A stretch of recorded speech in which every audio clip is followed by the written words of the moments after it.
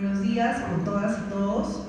Agradezco la invitación del Colegio de Notarios de Arequipa, de la Junta de Decanos, por estar aquí presente, y a todos los presentes por estar aquí para escuchar mi ponencia y las ponencias que van a, las intervenciones con respecto a este tema tan importante sobre la reforma de la capacidad jurídica.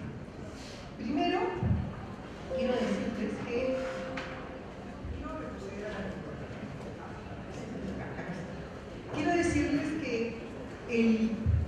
la modificación de la capacidad jurídica se viene gestando desde hace más de 10 años. Para nosotros es un tema nuevo en América, pero en Europa es un tema que ya venía gestándose desde el notariado, desde la promulgación de la Convención de los Derechos de las Personas con Discapacidad. El Perú ratificó y entró en vigencia la Convención a partir del año 2008. En consecuencia, el Decreto Legislativo 1384 se ha promulgado 10 años después del compromiso asumido por el Estado peruano. ¿Por qué dio el compromiso asumido? Porque la Convención, consciente de que importa cambios radicales en el concepto de la capacidad jurídica, tiene un comité de seguimiento que es el encargado de vigilar a todos los países ratificantes con respecto a los cambios que están obligados en su condición de estados que han ratificado la Convención de modificar la capacidad jurídica. No solamente el Perú tenía establecido un binomio de capacidad versus incapacidad, sino que todas las legislaciones de América mantenían el mismo sistema. Y nosotros en el Código Civil no teníamos incluida la palabra discapacidad. No concebíamos a una persona bajo el término persona con discapacidad. Era una situación de discapacidad la que nosotros desconocíamos. En su lugar teníamos instalada la figura de la curatela y nos parecía que era suficiente.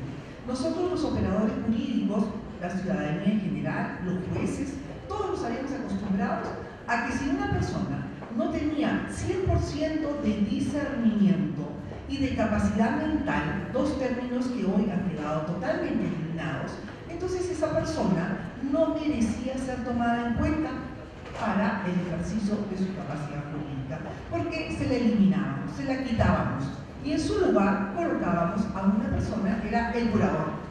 Y todos los operadores jurídicos y la sociedad y la familia, el núcleo mínimo de una sociedad, aceptaba esto como una realidad. Esta persona no tenía que ser tomada en cuenta en ninguna de sus decisiones, no tenía opinión. Muy bien, ¿cuál es el cambio que trae la Convención? Y lo advierte la Unión Internacional del Notariado. Esta Convención lo que nos dice es que todas las personas tenemos capacidad jurídica, porque la capacidad jurídica no proviene de determinadas habilidades. Vamos a hacer un checking list para ver si cumple con este porcentaje de habilidades en cada uno de estos aspectos. No, señor, eso déjenlo para de repente postular a un trabajo, para ver si es capaz o no de ejercer tal o cual función dentro de la sociedad, pero de ninguna manera para reconocerle la capacidad jurídica. Entonces la Unión Internacional, desde el año 2009, comenzó, crea primero una asociación que se llama AEQUITAS. Esa asociación ya ha cumplido 20 años, la crea desde antes. ¿Y por qué? Porque dice el notariado va a tener un rol importantísimo en la atención de las personas con discapacidad. Juan Bolas, un notario español que hoy es ex notario, retirado, pero que sigue trabajando en favor del notariado y sigue ocupando cargos dentro del notariado. Juan Bolas fue el notario que creó esta asociación. Y como él mismo me lo contó en cierta oportunidad, nunca se imaginó que años después él iba a recibir en su familia un nieto con discapacidad. Tiene síndrome de Down. Y él ya había venido trabajando desde antes a favor del reconocimiento de los derechos de su propio nieto. Entonces el notariado, ¿qué era lo que había difundido a través de la Comisión de Derechos Humanos que integro en América? Están incorporados 22 países, soy la presidenta de la Comisión de Derechos Humanos. pero también soy secretaria de la Comisión Intercontinental de Derechos Humanos. ¿Cuál era el propósito, el trabajo, nuestra agenda en estas dos comisiones? Nuestra agenda era crear instituciones jurídicas diferentes a la curatela, propiciar otro tipo de instrumentos que permitieran a la persona con discapacidad ejercer los derechos por sí mismo. Nosotros en el Perú, en el año 2010, impulsados, yo presenté un trabajo que luego se convierte en proyecto de ley, ya nos anticipamos con una reforma en la capacidad jurídica en el Código Civil, introduciendo la figura de la designación anticipada del curador. Han pasado todos estos años para que el Perú recién haga una modificación en el Código Civil. ¿Qué pasa hoy en día? Hoy en día el Perú y el notariado peruano está sobre la mira de qué es lo que vamos a hacer nosotros con respecto a la implementación de esa norma jurídica que ya resulta obligatoria para nosotros. Si nosotros podríamos haber discutido antes de la promulgación del 384 si podíamos aplicar o no control de convencionalidad, y así como hizo el juez Béjar en el Cusco, resolver una situación jurídica aplicando directamente la convención, y todos llegamos al convencimiento que era demasiado atrevido de nuestra parte y ninguno se atrevió a hacer realmente un documento de esta naturaleza, porque no nos sentíamos protegidos con la convención si teníamos un código civil que nos obligaba a declarar interdicta a la persona judicialmente y luego el juez mismo que señalaba un jurador.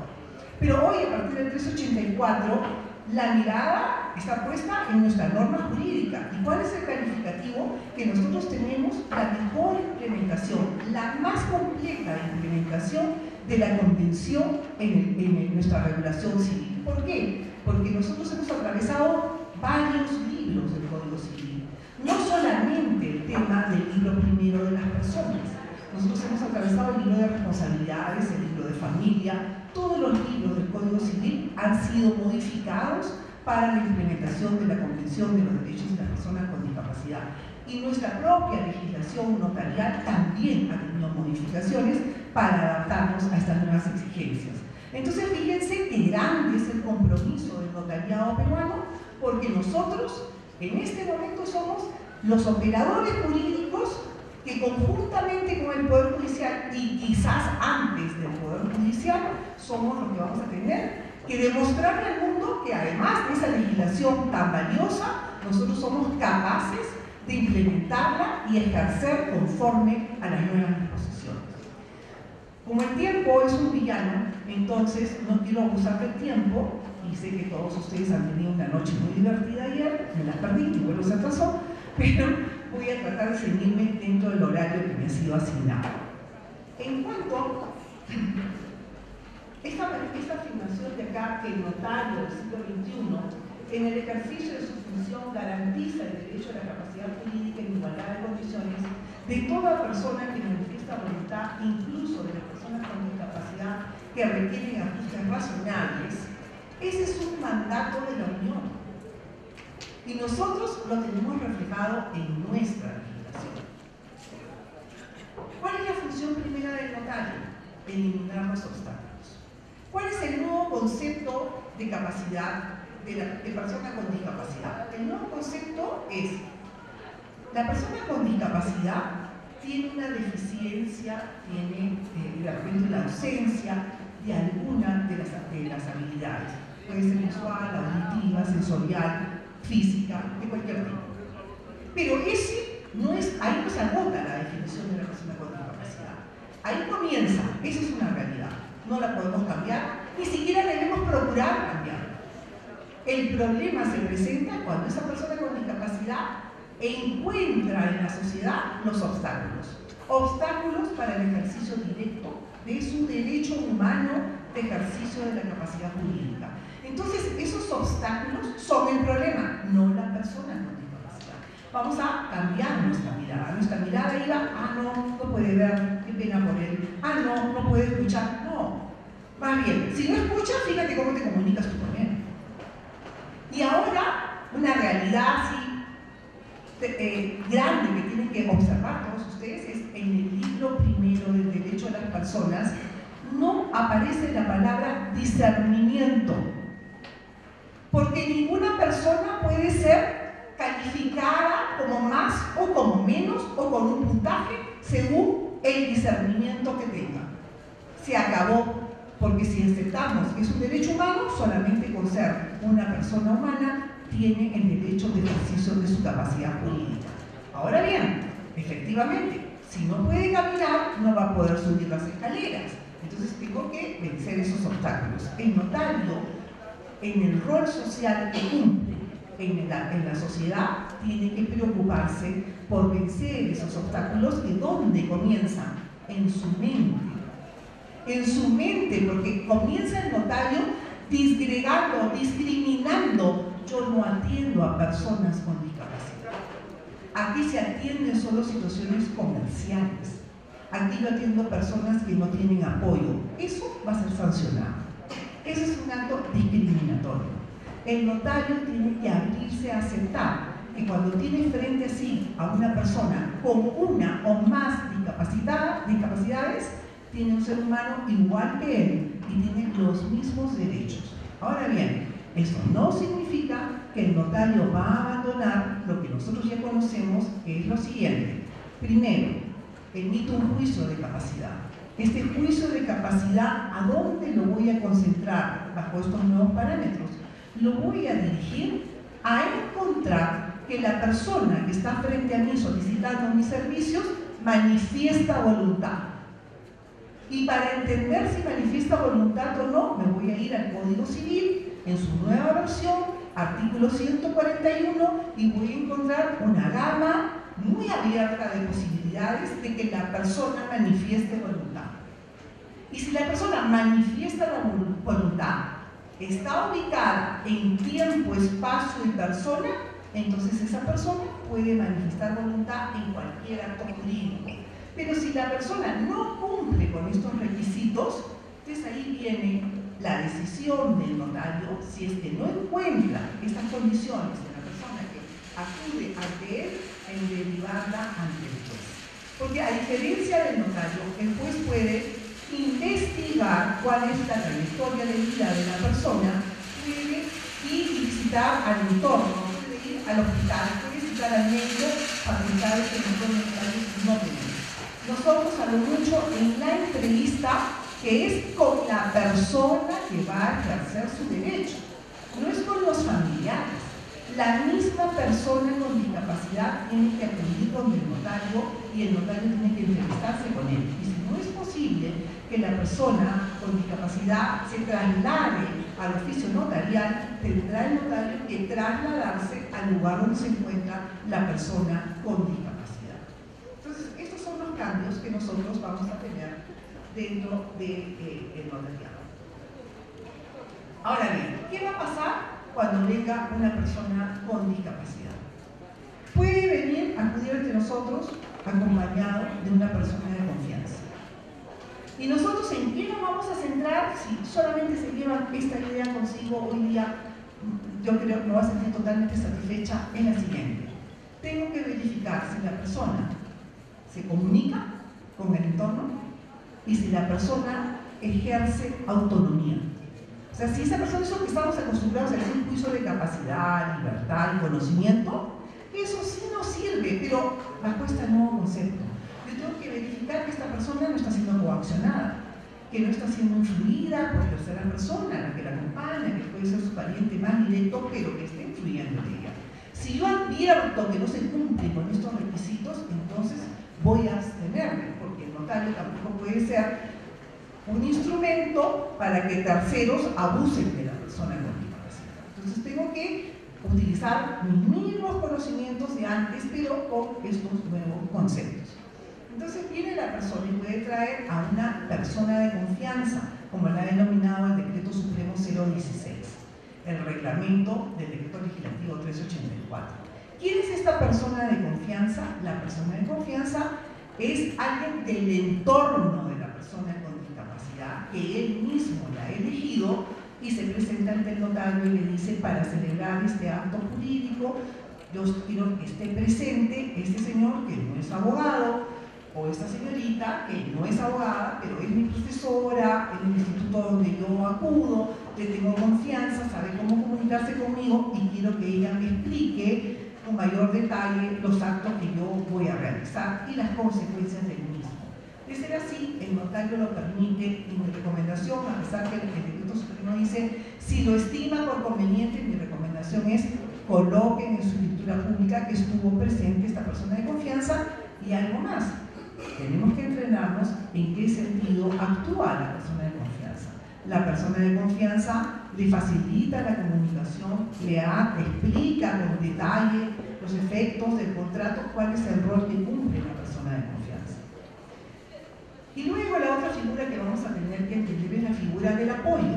¿Qué cosa es el apoyo? Porque el apoyo no va a venir la persona a presentarnos, acá está mi apoyo. Primero tiene que ir donde el juez o donde el notario y decirle, quiero designar al apoyo. Yo he celebrado ya escrituras públicas donde personas con síndrome de Down han venido y me han dicho que no estaban declaradas interdictas ni tenían curador, y me han dicho, quiero designar a mi apoyo, mi mamá va a ser mi apoyo.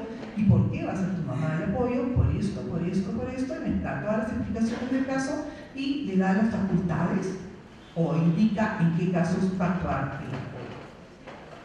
Entonces, la persona con discapacidad o viene sola, y si yo verifico que manifiesta voluntad, que se comunica con el entorno, que entiende el acto que va a realizar y las consecuencias del mismo, celebra su acto jurídico como cualquier otra persona. Segunda posibilidad, viene con la persona de confianza. Tercera posibilidad, ya designo apoyo, o viene para designarlo. Bien, entonces, las modificaciones en la actuación del notario son, primero, la atención que tenemos que hacer con toda persona para que ejerza sus derechos por sí mismas bajo cualquiera de estas tres modalidades que les he mencionado. Y luego es la escritura pública de la designación de apoyos y salvaguardias a la que me voy a referir. Y en tercer lugar, la designación de apoyos y salvaguardias a futuro para hacer la distinción entre un caso y el siguiente. Y luego, en cuarto lugar, está en el trámite del proceso no contencioso de designación de un apoyo especial solo para el cobro de determinados beneficios derivados de la relación laboral y además del cobro de las pensiones. En este último cuarto caso, el notario ha recibido un encargo de muchísima confianza del Estado, porque lo que le ha dicho es tienes competencia para que en el caso que la persona no manifiesta voluntad, por eso es una excepción de los tres anteriores, vas a poder designarle a través del proceso no contencioso con determinadas formalidades, designarle a la persona que va a tener las facultades suficientes solo para el cobro de estas pensiones o de los beneficios que le pudieran corresponder. ¿Cuál es la preocupación con respecto a los apoyos una vez que han sido declarados? Y quiero adelantarme en eso. La preocupación del legislador es que el apoyo no cometa los mismos actos de abuso que cometió el jurador en el ejercicio de su cargo. De la experiencia de todos los años de la figura de la curatela, los jueces han admitido que no fue una solución. No fue una solución la curatela ni la interdicción para la persona con discapacidad. Muchos colegas notarios y abogados y miembros de familia me han dicho, ay Rosalía, qué pena que no tenemos interdicción, así era más fácil. Más fácil era entenderse con el curador. Tú mirabas la resolución inscrita y se acabó. Claro, era más fácil ¿para quién? Para el otro, para el que no tenía discapacidad. Pero para el que tenía discapacidad podríamos preguntarle si era mejor así, quedar convertido en condición de objeto. Para la humanidad en general era mejor que nosotros tuviéramos seres humanos capaces de ejercer por sí mismos su autonomía, su voluntad, sus preferencias y otros que quedaban anulados. ¿Eso estaba bien? Si tenemos internalizado el concepto de derechos humanos, eso no estaba bien. Ningún ser humano merece ser tratado en condición de objeto, y eso es en lo que quedaba convertida la persona con discapacidad a la que se le designaba un curador.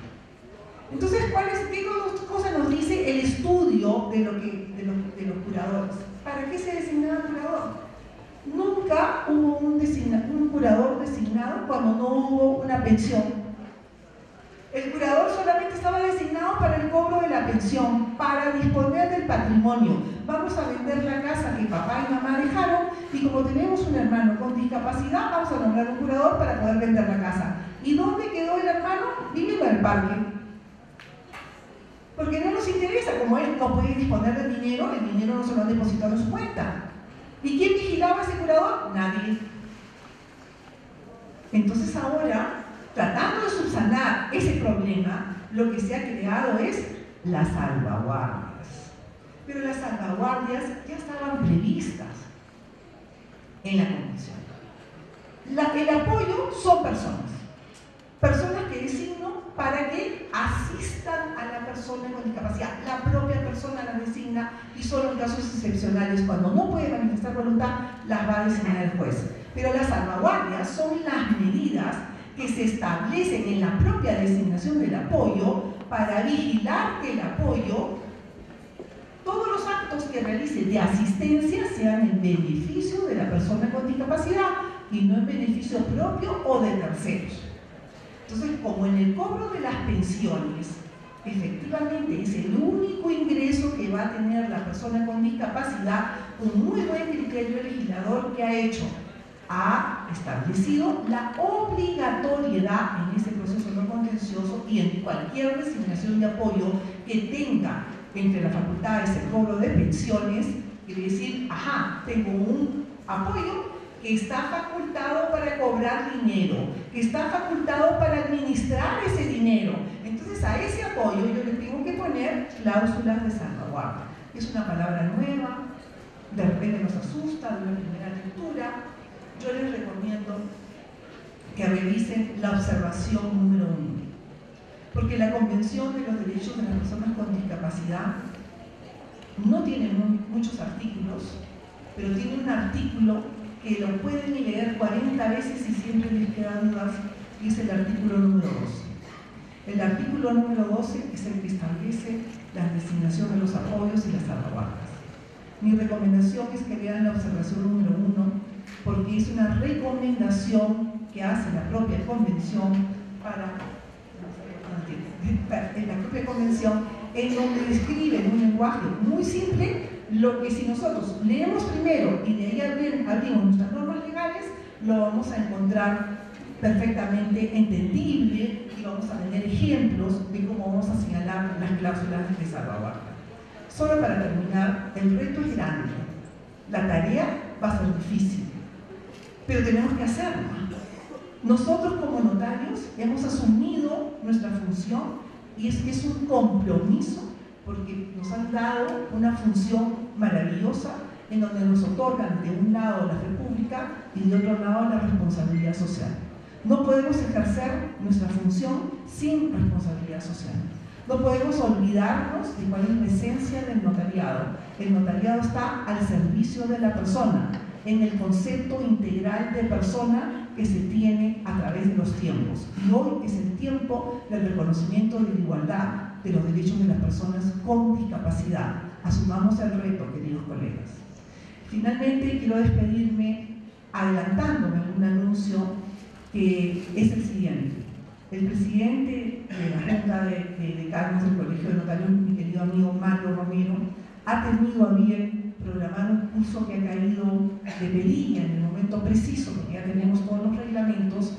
Vamos a tener la suerte de recibir en el Perú a connotadas autoridades del notariado, expertos en materia de capacidad jurídica, que nos van a visitar por un día y medio, nos van a dedicar el tiempo completo para tener un curso que va a terminar con un taller en materia de capacidad jurídica. Quedan todos cordialmente invitados y a aprender se ha dicho. Gracias.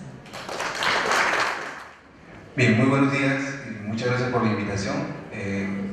Quedo muy gratamente impresionado por la disertación de la doctora profesora universitaria de notaria, doctora Mejía, y quiero agradecer muy sinceramente al señor decano del Colegio de Notarios por la invitación para participar en este evento académico. Yo recuerdo aún las clases de mi profesor, mi maestro Carlos Fernández Salero en el 87, en 1987, en los hablaba acerca de la capacidad. Y él insistía en lo siguiente, ¿no? Que la capacidad es una sola.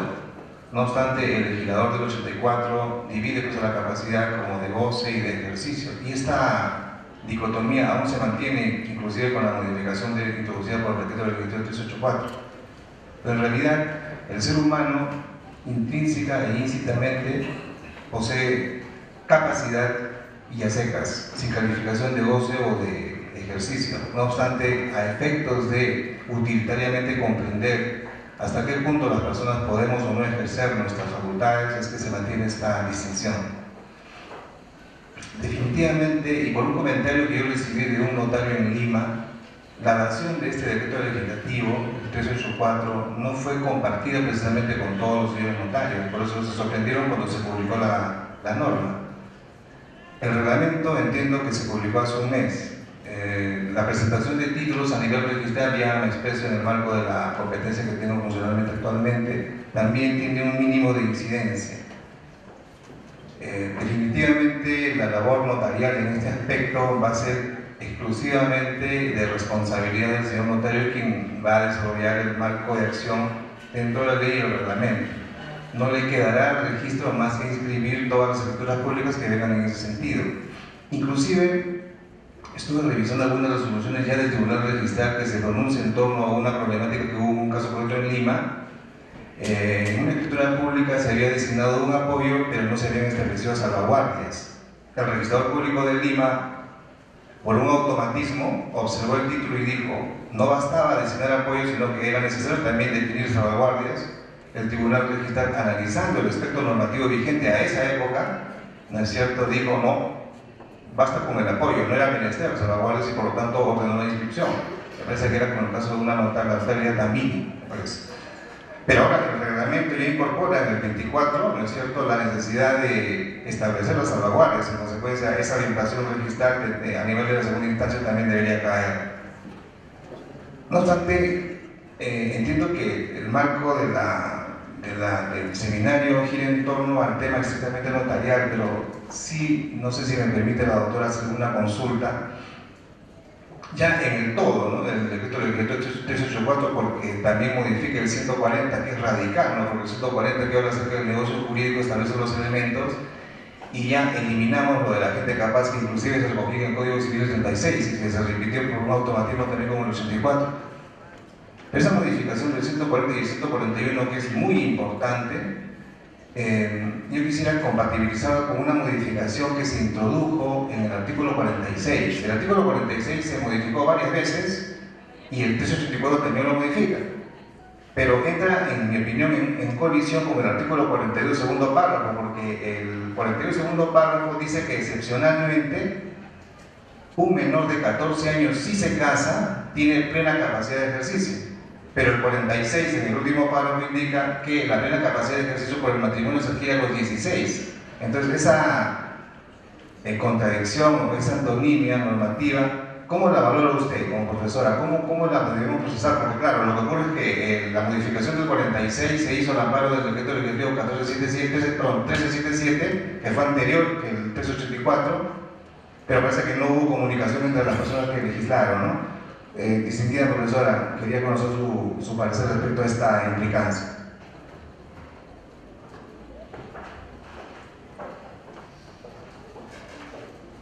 Sí, gracias por su pregunta. Mire, en realidad el 384 es la última norma que regula la capacidad jurídica. En consecuencia, lo que dice el 384 si quedó establecido el 1377, efectivamente el 384 por una interpretación de norma posterior lo habría derogado. Esa es mi opinión. Pero quiero hacerle algunas pequeñas precisiones que sé que van a favorecer a todos. Efectivamente, el maestro Fernández Cesarego tenía un criterio sobre la capacidad jurídica. Él prologó mi segundo libro, que se denomina Hacia una mirada diferente del notario como garante del proyecto de vida de la persona. Y a raíz de ese contacto, porque nunca fue mi profesor en aulas, él fue mi profesor de biblioteca, pero a raíz de ese encuentro y esa solicitud que le hago, porque me interesaba casualmente que él fuera la persona que opinara acerca de esta visión que yo planteaba en el libro, mantuvimos un contacto frecuente. Tengo la suerte que vivía a 2 cuadras de la notaría, a 4 cuadras de mi casa, Y entonces me preguntía acerca de la modificación de la capacidad jurídica. Y realmente él estaba convencido que esto de aquí era lo que correspondía. O sea, él ha fallecido, puedo afirmarlo, convencido de que esto era lo que correspondía a la capacidad jurídica en igualdad de condiciones. Y solamente para precisarle esos antecedentes que tenemos efectivamente en el Tribunal Registral, que quizás podrían desconcertar un poco a todos los colegas con respecto a qué es lo que se va a calificar al registrador o no, quiero explicar. Con el 384 no había quedado claro, efectivamente, si es que teníamos la obligación de las salvaguardias. Más bien, yo misma postulaba de que solo para el caso del juez, cuando el juez la designaba, eran obligatorios. Así que coincido con usted que hoy en día el criterio que se tenía, que tuvo el registrador, va a ser el que va a prevalecer, ¿no? O sea, siempre, tanto notario como juez van a tener que designar salvaguardias. En segundo lugar, ha habido otro tema de registros que quisiera compartir para evitar también confusiones, y es el siguiente. Hubo toda una discusión con respecto a dónde se inscribiría las facultades de representación de los apoyos, si era en el registro de personas naturales o era en el registro de mandatos y poderes. Es más, me invitaron a dictar una charla en donde ese era el problema, porque increíblemente los registradores lo tenían claro, pero se peleaban con el Tribunal Registral porque el Tribunal Registral manejaba otro criterio. Entonces, cuando yo no conocía esta discrepancia, cuando me invitan los registradores y yo digo se inscribe todo en mandatos y poderes, en todo de personas naturales y nunca en mandatos y poderes, ellos quedaron contentos. Entonces eso motivó que me invite al Tribunal Registral. Y fue, no sé si usted estuvo presente, porque hubo una interconexión con los otros dos tribunales. Fue toda una discusión. Y bueno, yo quería salir contenta y dije, creo que los he convencido. Pero no fue así. 4 días antes de que saliera el 384, ellos llegaron a un acuerdo en un pleno donde habían tomado la decisión que se inscribían los apoyos con representación en el registro de mandatos y poderes. O sea, mi charla no convenció al tribunal. Entonces, al menos no a la mayoría. Bueno, entonces, pero luego se promulga los 4 días el decreto supremo y ya se eliminaron todas las dudas. ¿Por qué no se inscribe la designación de apoyo con representación en el registro de mandatos y poderes? No se inscribe porque no es ni un mandato ni es un poder. Hay una gran diferencia entre un apoyo con representación y un apoderado. Para empezar, el apoyo con representación, siempre que actúe, tiene la obligación de respetar las preferencias, el estilo de vida, las manifestaciones previas de la persona a quien asiste. Eso no ocurre con el apoderado. El apoderado se ciñe solamente a lo que establece el Código Civil y a lo que le pueda haber dicho como facultades escritas en el momento del otorgamiento del poder. Entonces, las responsabilidades también son diferentes. El apoyo con representación solamente será responsable cuando va en contra de la voluntad, las preferencias, el estilo de vida, las manifestaciones previas de la persona a quien está asistiendo. Eso no ocurre con el apoderado que todos conocemos. Esas son las dos aspectos. Muy buenos días. En mi caso, agradecer de una manera puntual al doctor Manuel Enrique Luque Vázquez por esta invitación. Doctora Mejía, muy buena su exposición. A nosotros, los profesores de Derecho Civil en general, nos sirve bastante, personas entendidas y que han participado en la construcción de estos cambios, junto además con el asentimiento de un maestro como el doctor Fernández de Sareo, para que nosotros intentemos mejorar el derecho. Pasado ello, y trataré de ser breve, creo entender por la modificación que estamos, o el derecho está asumiendo que esta capacidad jurídica es simplemente una capacidad humana. Digo simplemente solo por cuestión de cantidad, no es simplismo, ¿no? Y al ser una capacidad humana, algo además que he podido advertir de la lectura de los libros de personas y en comentarios de los alumnos que nos nutren tanto, es que la definición del ser humano para el derecho no pasa por un punto de vista ontológico. Digo, no es un poco grave lo que voy a decir en el sentido importante, porque si leemos los libros del doctor Cesareo, por supuesto que el punto ontológico es fundamental para él, ¿no? Pero para mí, por ejemplo, esta capacidad jurídica comparada con la capacidad humana es correcta. Pero su fundamento lo tiene en una cuestión de especie, fisiológica. La única forma y más objetiva de saber que un humano es humano es porque viene de otro humano. Y eso para mí es algo concreto. No hay mucho que discutir. Independientemente que puedan nacer con alguna situación de desventaja física, el hecho de haber sido concebido y alumbrado, simplemente no es humano. Quería comentar ello además, ¿no? Y sí preguntarle en su función de notario, además para todos los notarios, ¿qué pasaría si llega una persona al despacho notarial, no se le entiende muy bien el apoyo que quiere dar a la otra persona y uno conscientemente sabe que no está en la capacidad? Nos veríamos obligados, veríamos por los notarios, a solicitar la asistencia profesional, no sé, de un psicólogo, no sé si el término, perdón la ignorancia, un psiquiatra respectivo, delimite las capacidades de la persona o simplemente bastará con mi juicio. Y esto lo digo además porque en las funciones notariales nuevas, por decir, del milenio hacia adelante, siempre ha sido cuestionado también el hecho de las separaciones convencionales. Para muchos magistrados, por ejemplo, creo que el más relevante a nivel nacional es el doctor Ramiro de Valdivia Cano, que se opone fundamentalmente, con fundamentos a esto, en su posición, en fin, hay vacíos. Por ejemplo, en la cuestión de separación convencional, el vacío es el tratamiento de los hijos. Se presenta el acta de conciliación y después no hay un seguimiento. ¿Qué pasó con los menores? Al haber ese vacío, en esta buena intención, por supuesto, de la norma de los notarios, estarían obligados a servirse de la ayuda profesional de alguien, y la palabra obligado es importante porque estarían obligados, el que va podría exigirles, correcto, tanto sea salvaguarda o apoyo o sea el interesado, la presencia de un profesional. Esa pregunta no me gusta.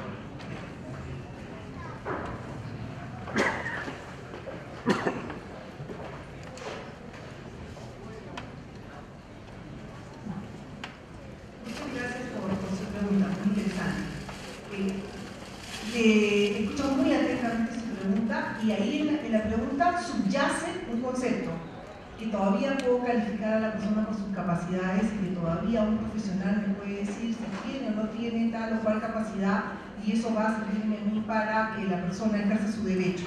Esa es la esencia del concepto que ha sido eliminado. No necesito que ningún profesional califique a la persona respecto de su entendimiento, respecto de su discernimiento, respecto de su capacidad. La persona que se presenta ante el notario, si yo tengo duda con respecto a si puede o no puede manifestar voluntad, me abstengo. En eso sigo con mi propio criterio, ¿no? Si no puedo, no le entiendo lo que me está diciendo, pero tengo otras alternativas que me las da el 384 y me las perfila mejor todavía el decreto supremo 016. ¿Qué me dice? Abre la posibilidad para que manifieste su voluntad con otros sistemas. Por ejemplo, y me van a disculpar porque ya me han escuchado, en este caso tuve la oportunidad de atender a un muchacho autista de 40 y tantos años y su mamá me dice, por si acaso, habla cuando quiere y cuando no quiere no habla. Y cuando habla, si quiere, puede decirte solo una palabra o dos o tres, ¿no? Pero estamos utilizando este aparato que tiene un programa, en una tablet, que tiene un programa, y con este aparato él se comunica perfectamente y además él está feliz de la comunicación que establece con este aparato. Y efectivamente, entonces, luego de escuchar a los padres, me quedé a solas con él, con su consentimiento y el de los padres, y comenzamos a conversar.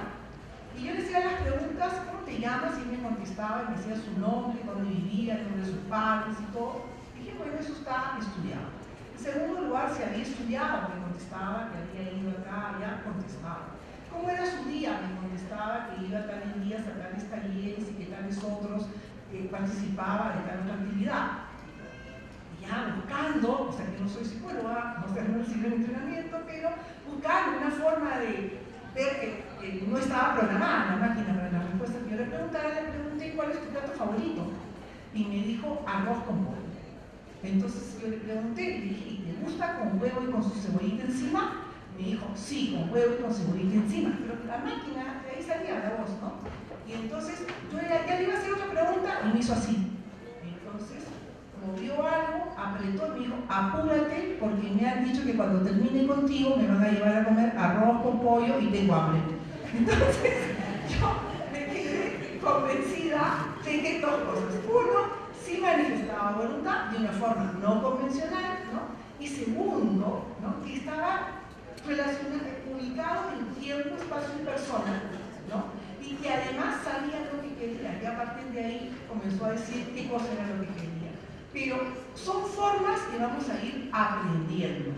Y una cosa que he aprendido esta semana, y que no me canso de aprender en mi recorrido, con esta vinculación que tengo con el tema, es asisto a diferentes eventos y allí se ha llevado a cabo en Lima el segundo Congreso Nacional de Acceso a la Justicia de Personas con Discapacidad, donde han venido distinguidos expertos también en capacidad jurídica del exterior. Lo ha organizado la Comisión de Acceso a la Justicia Permanente, de Acceso a la Justicia de la Corte Suprema, que dirige la doctora Janet Tello. Y de escuchar las charlas ahí, me sorprendí muy gratamente de saber de que ahora este comité multidisciplinario, que los notarios, los abogados lo envidiábamos, ¿no? Porque nos imaginábamos a un equipo de psicólogos, psiquiatras, especialistas de diferentes profesiones que estaban prestando su calificación, como usted bien dice, de la capacidad de la persona. Resulta ahora que lo que hacen ellos son dos cosas nada más. Primero, verificar autonomía y segundo, comunicación. Lo dije, aprendí la lección, la comparto. Lo que yo tengo que verificar es si la persona es autónoma y si la persona logra comunicarse con el entorno. Si consigo eso, adelante. Gracias.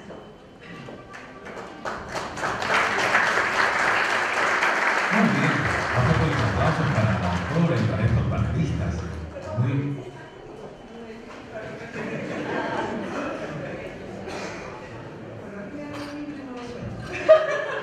Entonces, quiero por favor presentarles el curso que les había anunciado. Mi decana me ha hecho ver, Rosalía, no te olvides, así que está el curso. Los esperamos a todos. Almudena Castro Quilona es de la Fundación Naiquitas, que les he mencionado, que tiene su fundado, lo mismo Federico Carrero de Alba, y las demás personas, Renata, quienes hablan, somos personas que venimos trabajando en este tema desde diferentes ámbitos. Renata de la Universidad Católica, tiene a su cargo una clínica jurídica para personas con discapacidad y ha trabajado junto conmigo y muchísimos profesionales más en todos los proyectos que finalmente han dado a la luz en el decreto legislativo 384 y las normas posteriores. Muchas gracias.